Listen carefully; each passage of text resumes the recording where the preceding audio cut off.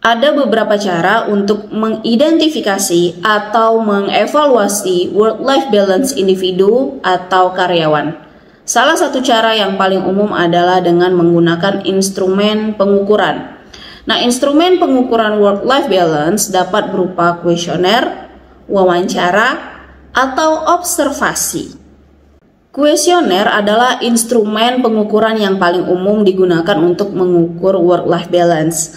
Kuesioner biasanya berisi pertanyaan-pertanyaan yang berkaitan dengan berbagai aspek work-life balance seperti waktu bekerja, beban kerja, kualitas hubungan dengan rekan kerja, kualitas hubungan dengan keluarga, kepuasan kerja, dan juga kepuasan hidup. Tentunya Anda bisa mengeksplor di web browser ya, itu apa saja instrumen ataupun kuesioner dari work-life balance itu sudah banyak tersedia dan bisa kita download secara gratis. Nah, kemudian yang kedua bisa kita lakukan dengan wawancara. Nah, wawancara ini adalah instrumen pengukuran yang lebih mendalam daripada kuesioner. Wawancara biasanya dilakukan oleh seorang pewawancara yang terlatih untuk menggali informasi tentang work-life balance individu ataupun karyawan. Lalu yang ketiga adalah observasi atau melalui pengamatan.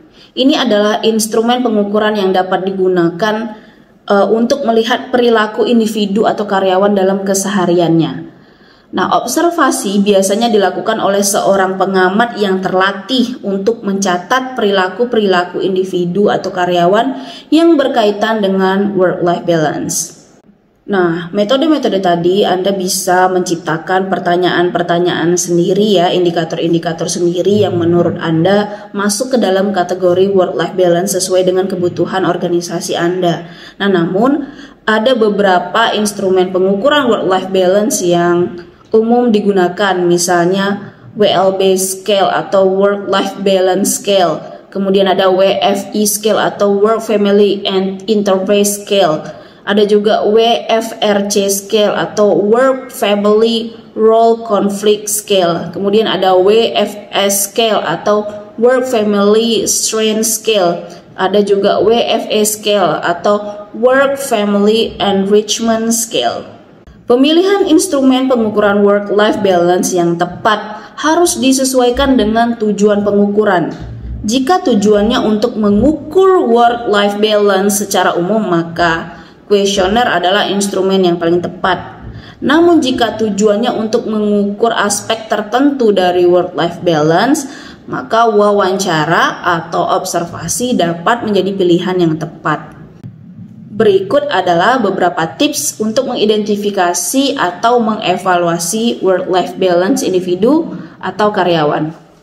Pertama, gunakan instrumen pengukuran yang tepat. Ya, pilih mana yang sesuai kebutuhan kita, mana yang menjadi tujuan kita. Kemudian pastikan instrumen pengukuran yang Anda gunakan valid dan reliable. Ya, jadi Anda harus pastikan bahwa butir-butir pertanyaannya itu sudah mewakili indikator dari work-life balance, dan kuesioner yang Anda gunakan, instrumen yang Anda gunakan itu dapat digunakan secara konsisten. Nah, oleh sebab itu tadi saya rekomendasikan beberapa nama-nama instrumen karena nama-nama instrumen tadi sudah teruji valid dan reliable. Kalau misalnya kita tidak mengerti cara mengukur validitas dan reliabilitas, maka takutnya hasilnya nanti jadi bias gitu. Makanya pastikan dulu kita melihat apakah instrumen ini valid dan reliable. Kemudian pertimbangkan faktor-faktor yang dapat mempengaruhi work-life balance seperti jenis pekerjaan, usia, dan juga jenis kelamin. Kemudian lakukan pengukuran secara berkala untuk melihat perkembangan work-life balance individu ataupun karyawan.